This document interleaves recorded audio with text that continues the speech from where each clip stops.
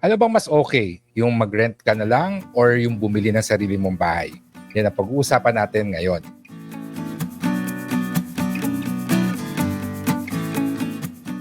Hello everyone and welcome to today's video. Ang pag-uusapan natin ngayon ay isa sa mga laging pinagtatalunan, pinag-uusapan sa personal finance, which is ano bang mas okay? Yung mag-rent ka ng place or yung bumili ng sarili mong bahay or condo? Marami akong kaibigan na nandun sa side na mas magandang bumili ng property.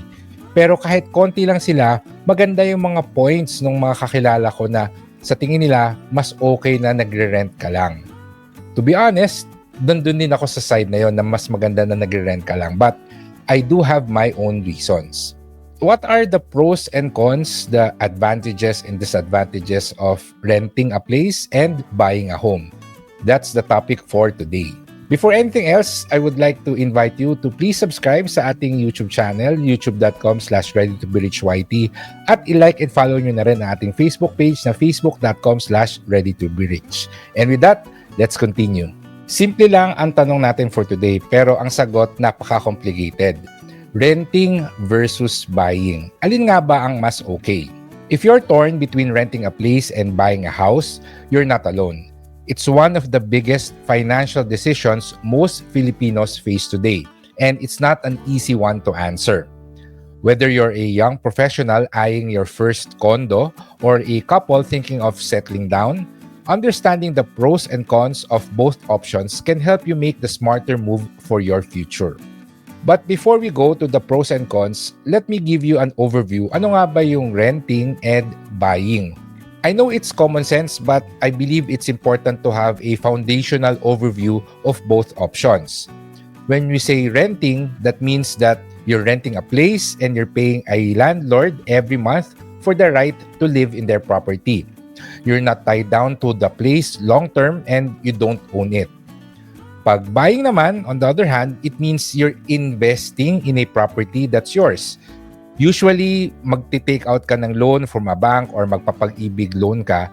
And of course, you will be responsible for paying the mortgage every month, yung maintenance ng property, and all the bills that come along with owning a home. Uunahan ko na kayo. There is really no better option. Walang mas maganda dun sa dalawa. However, there is always a better option based on your situation, your financial capacity. So, depende talaga sa tao. Personal finance is personal. Kung ano yung situation mo, ano yung resources mo, ano yung mga plano mo sa buhay, merong option na yun yung best para sa'yo. Kung magre-rent ka ba or kailangan mo nang bumili ng bahay. At yung i-discuss natin na pros and cons, yung difference nitong renting versus buying, hanapin mo kung saan ka makaka-relate. Tingnan mo kung ano ba yung mas malapit sa situation mo. And hopefully, mag-guide ka towards the right decision, the right choice, kung ano ba ang best for you. Let's discuss the upfront cost. Pag renting, usually magbabayad ka ng 1-month advance and 2-month deposit. Well, depende, iba-iba naman yan, but that's the usual na naririnig ko. And sometimes, meron pang mga additional fees yan, like deposit sa mga utilities. To be honest, that's easier on the pocket at the beginning as compared to buying a property. Because when you're purchasing a home, syempre, ang unang-una mong iisipin dyan ay yung at least 20% down payment on the property. And usually, meron ka rin mga babayaran pang mga processing fees, taxes, and other associated costs. And it can take years to save up even for the down payment. Although some properties like mga condo, yung down payment, ginagawa nilang installment pa for the next 3 years, 4 years, 5 years. And para sa akin, medyo hindi siya financially smart because as you're paying the next 3, 4 years, 5 years for the down payment, hindi mo pa talaga nabibili yung property. And what if natapos mo bayaran yung down payment, hindi ka naman na approve for a loan or kung ano man yung loan na maibigay sa'yo ay napakataas yung interest. Minsan napipressure ka na tanggapin na yung mataas na interest na loan kasi ayaw mong masayang yung down payment na hinulog mo for the past several years. So the upfront cost of buying a property really needs some financial planning. as compared to just deciding to rent. You just need to save up for the advance and the deposits. When it comes to the monthly expenses, of course, renting, you have the monthly rent. And this is fixed during the duration of the lease term. And many landlords will cover minor repairs. That keeps your monthly costs predictable. Owning a home, however, means mortgage payments, meron kang annual property taxes, home insurance, and kung magkaroon ng problema sa property, the repairs are also yours. And minsan, lalo na kung ang binili mo ay foreclosed property or second-hand property, yung mga repairs and maintenance, it can be quite expensive already. And it can hit your wallet hard when you least expect it. Now, let's discuss flexibility versus stability. If you value freedom and flexibility, like me, renting makes sense. And this is the primary reason why I am on the side of renting. You can easily relocate for work, travel, or just move to a better place when your lease ends.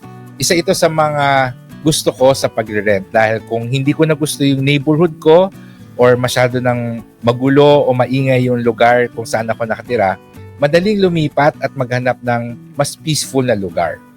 However, if you're ready to settle down and you want stability, buying offers peace of mind.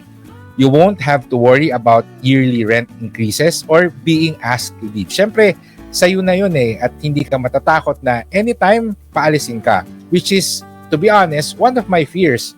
Nagustuhan ko na yung lugar, pero baka mamaya kailangan na pala nung may-ari yung property niya and sabihin sa akin na, pag nag-end na yung lease mo, hindi na kita i-renew kasi gagamitin na ng anak ko or whatever. And in that case, I am suddenly forced to find a new place, which is one of the disadvantages of renting. Now, let's talk about maintenance. When you rent, the landlord typically handles maintenance, mga minor repairs like leaking roof, broken faucet. You just have to call or send a text message at ipapagawa nila yan. However, if you own the property, ikaw ang landlord in essence. And every repair, big or small, is your responsibility. This includes routine maintenance and major issues such as roof replacements or plumbing overhauls. And lalo na yung kapag puno na yung Poso Negro, ganyan. Isa sa mga regular na ginagawa mo, although hindi naman every year but every so often kung ikaw ay isang homeowner. Usually, ang debate ng renting versus buying a property revolves around its long-term financial benefits. People who prefer buying a property often say that renting is like throwing money away. Yung binabayad mo na rent every month, sana hinuhulog mo na lang sa mortgage payments mo para mabili yung property. Yes, renting might feel like throwing money away, but that's not always true. You can invest the money you save on repairs and down payments into other income-generating assets, for example.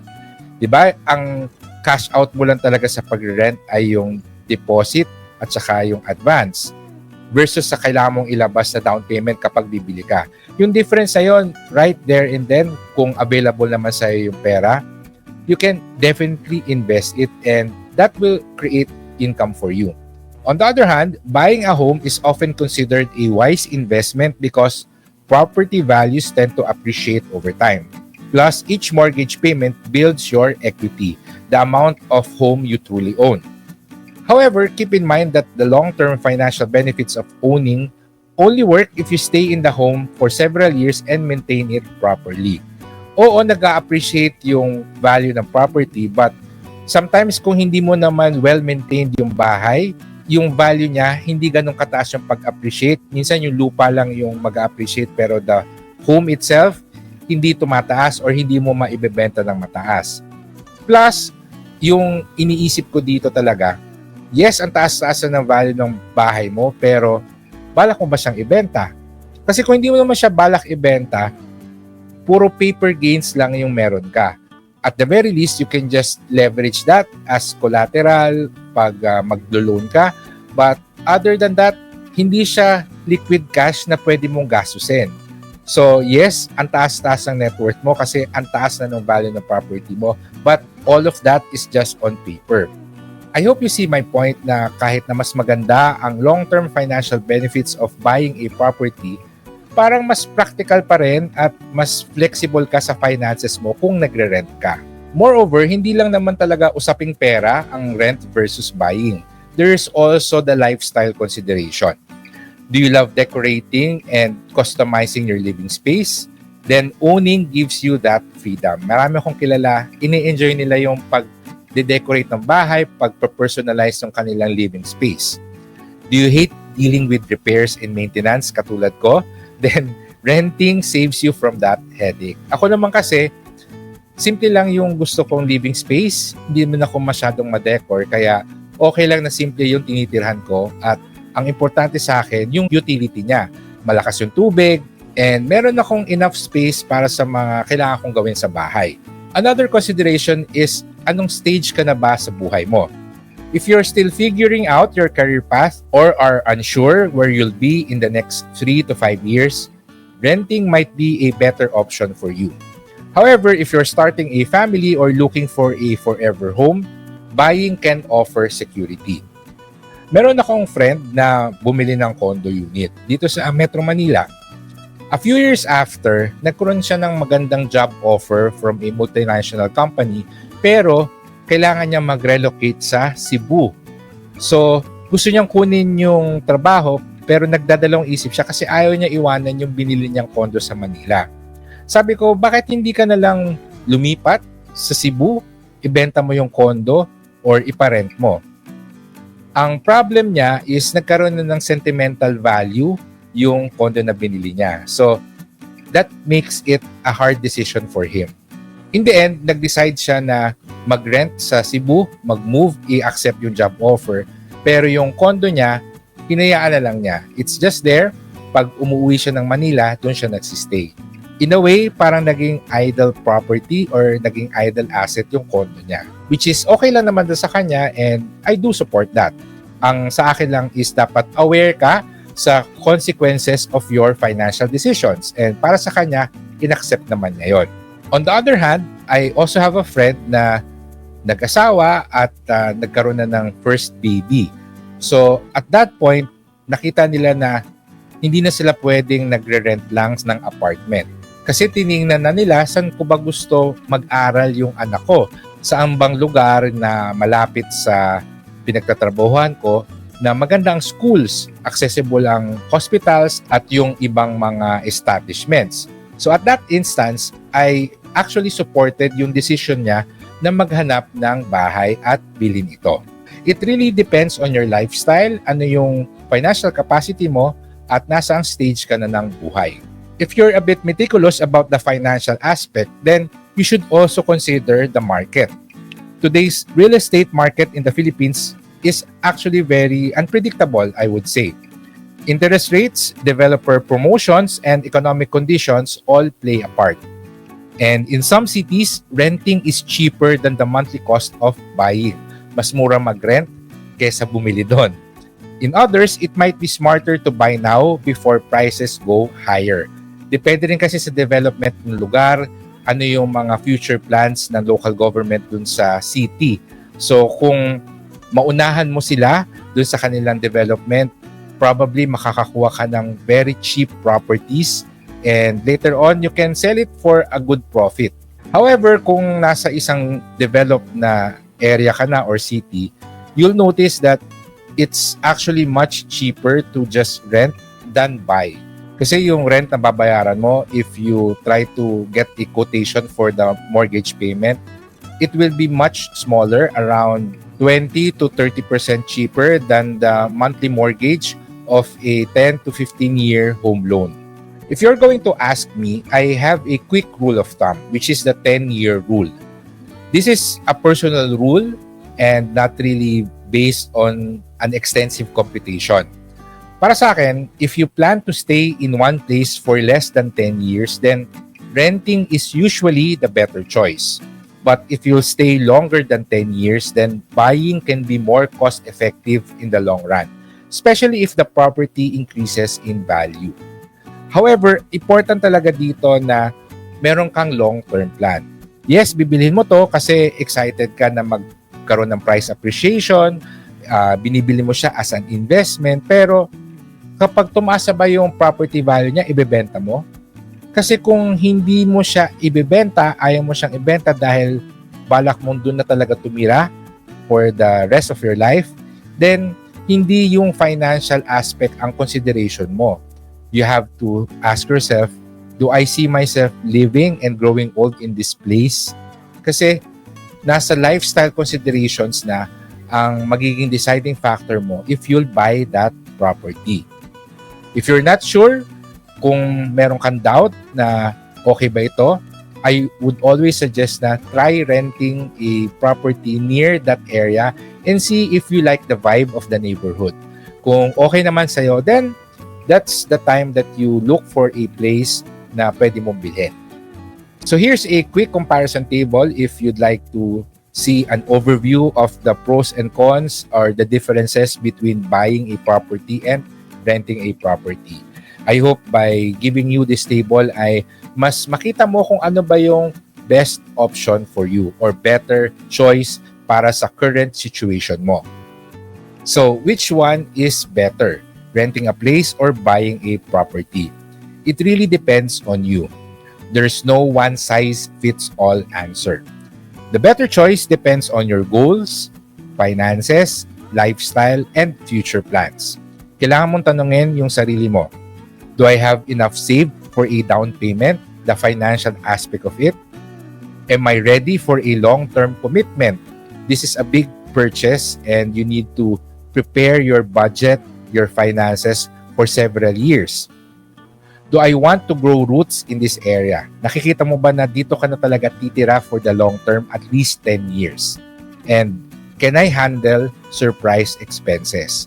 Owning a home, just like owning a car, may mga unexpected expenses yan, unexpected cost. So, are you ready for that? Is your budget enough to cover those unexpected expenses if ever? In the end, always remember that whether you rent or buy, what matters most is that your home fits your life and not just your budget. And that's the end of our video. I hope ay marami kayong natutunan at may mga napulot kayong tips para i-improve yung personal situation nyo pagdating sa decision kung mag-rent ba tayo or bibili tayo ng bahay. If you like this video, then please give it a thumbs up and share to your friends. At huwag nyo kalimutan, mag-subscribe na kayo sa ating YouTube channel. Until sa next video natin. Goodbye, take care, and stay safe.